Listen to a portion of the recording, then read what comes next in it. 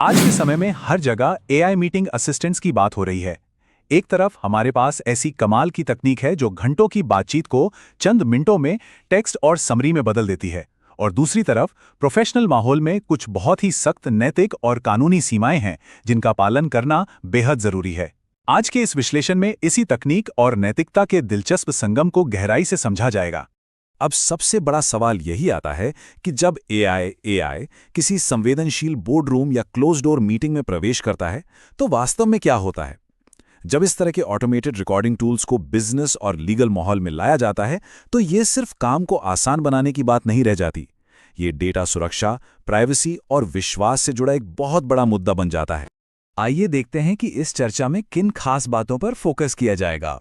सबसे पहले audio assistant का बनना, फिर स्पीड की अहमियत, उसके बाद एक सटीक समरी तैयार करना, इसके बाद नैतिक चुनौतियों पर बात होगी, फिर प्राइवेसी की रक्षा कैसे की जाए, और अंत में एक बहुत ही अनजाने खतरे, द रोग क्लाइंट एआई पर नजर डाली जाएगी। तो शुरुआत करते हैं इसके तकनीकी पहलू से, यानी एक ऑडियो असिस्टेंट को बनाने के प्रोसेस से। असल में एक मीटिंग असिस्टेंट काम कैसे करता है, इसके 3 बहुत ही सीधे चरण हैं। सबसे पहले ग्रेडियो का इस्तेमाल करके ऑडियो को कैप्चर किया जाता है, चाहे वो सीधे माइक्रोफोन से हो या किसी अपलोडेड फाइल से। दूसरा स्टेप है ट्रांसक्रिप्शन, जहां विस्पर जैसे एआई मॉडल उस ऑडियो को सुनकर टेक्स्ट में बदल देते हैं। और फिर तीसरा और आखिरी स्टेप है समराइजेशन, जहां एक लार्ज लैंग्वेज मॉडल यानी एलएलएम उस लंबे ट्रांसक्रिप्ट को पढ़कर एक बेहतरीन समरी तैयार कर देता है। ये एक पूरी पाइपलाइन है जो इनपुट से लेकर आउटपुट तक काम करती है। अब जब इस टूल का वेब इंटरफेस बनाया जाता है तो ग्रेडियो के अंदर 2 मुख्य विकल्प मिलते हैं। एक है ग्रेडियो इंटरफेसेस, जो काफी सिंपल और हाई लेवल एपीआई है। अगर फटाफट कोई टूल डिप्लॉय करना है तो ये बेस्ट है। लेकिन दूसरी तरफ है ग्रेडियो ब्लॉक्स, जो एक लो लेवल एपीआई है और इसमें बहुत ज्यादा कस्टमाइजेशन मिलता है।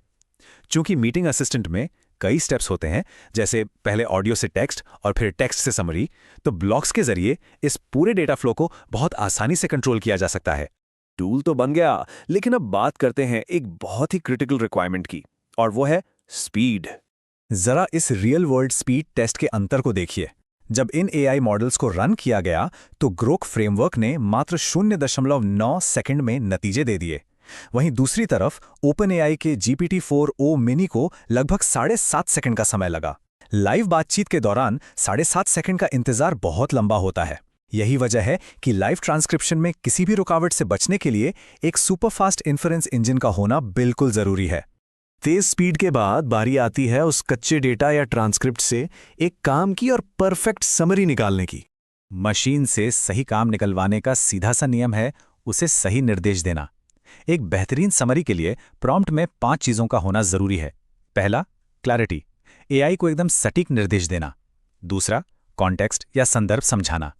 तीसरा, यह तय करना कि डिटेल किस स्तर की चाहिए। चौथा, भाषा की शैली, यानी आउटपुट पैराग्राफ्स में चाहिए या बुलेट पॉइंट्स में।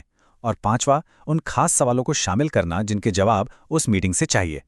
इन बातों का ध्यान रखने से एआई बिल्कुल सटीक मीटिंग मिनट्स तैयार करता है। तकनीक की खूबियों के बाद अब रुख करते हैं उस विषय की ओर जो सबसे ज्यादा नाजुक है, लीगल कंप्लायंस और नैतिक चुनौतियां। न्यूयॉर्क सिटी बार एसोसिएशन के एक औपचारिक एथिक्स ओपिनियन से लिया गया ये कथन बहुत कुछ साफ कर देता है। इसमें स्पष्ट रूप से कहा गया है कि बिना बताए रिकॉर्डिंग करना कानूनी पेशे की अखंडता में जनता के विश्वास को कमजोर कर सकता है। सीधे शब्दों में कहें तो पूर्व सहमति के बिना किसी भी बातचीत को रिकॉर्ड करना सिर्फ अनैतिक ही नहीं है, बल्कि ये मीटिंग में शामिल लोगों के साथ एक तरह का धोखा है। एआई ये करने की ताकत जरूर देता है, पर नैतिकता इसकी इजाजत नहीं देती। और हाँ, ये मामला सिर्फ बोले गए शब्दों तक सीमित नहीं है। यहाँ वॉइस प्रिंट्स को समझना बहुत जरूरी है। जब एआई ऑडियो रिकॉर्ड करता है तो वो केवल शब्द ही कैप्चर नहीं करता, बल्कि वो बोलने वाले की आवाज का एक डिजिटल बायोमेट्रिक डेटा यानी वॉइस प्रिंट भी तैयार करता है। कई अधिकार क्षेत्रों में इस तरह के बायोमेट्रिक डेटा को लेकर बेहद सख्त प्राइवेसी कानून लागू हैं। इसलिए जब भी इन टूल्स का इस्तेमाल होता है तो अनजाने में ही सही बायोमेट्रिक डेटा कानूनों का दायरा भी सामने आ जाता है। तो फिर इस एआई के दौर में प्रोफेशनल्स अपनी जिम्मेदारी और डेटा की प्राइवेसी को कैसे सुरक्षित रख सकते हैं? यहीं पर ड्यूटी ऑफ कॉम्पिटेंस यानी योग्यता के कर्तव्य का कानूनी सिद्धांत सामने आता है। इसका सीधा सा अर्थ है कि एआई के आउटपुट पर पूरी तरह से आंख मूंद कर भरोसा नहीं किया जा सकता। हम सब जानते हैं कि एआई कभी-कभी हेलुसिनेट करता है, यानी गलत जानकारी को भी सच मानकर पेश कर देता है। इसीलिए यह अनिवार्य है कि एआई द्वारा बनाए गए किसी भी ट्रांसक्रिप्ट या समरी की एक इंसान द्वारा स्वतंत्र रूप से समीक्षा की जाए। एआई सिर्फ मदद कर सकता है, लेकिन आखिरी जिम्मेदारी हमेशा इंसान की ही होती है। और प्राइवेसी को मेंटेन रखने के लिए कुछ बहुत ही जरूरी ऑपरेशनल कदम उठाने होते हैं। सबसे पहले हमेशा एडवांस में परमिशन लेना। दूसरा, इस्तेमाल किए जा रहे एआई टूल की प्राइवेसी और सिक्योरिटी को अच्छे से जांचना। तीसरा, जूम जैसे प्लेटफॉर्म्स पर जो ऑटो रिकॉर्ड का फीचर डिफ़ॉल्ट रूप से चालू रहता है, उससे तुरंत डिसेबल करना ताकि गलती से भी कुछ रिकॉर्ड ना हो। और अंत में अपनी टीम को इन एआई टूल्स के सही और सुरक्षित इस्तेमाल के लिए पूरी तरह से ट्रेन करना।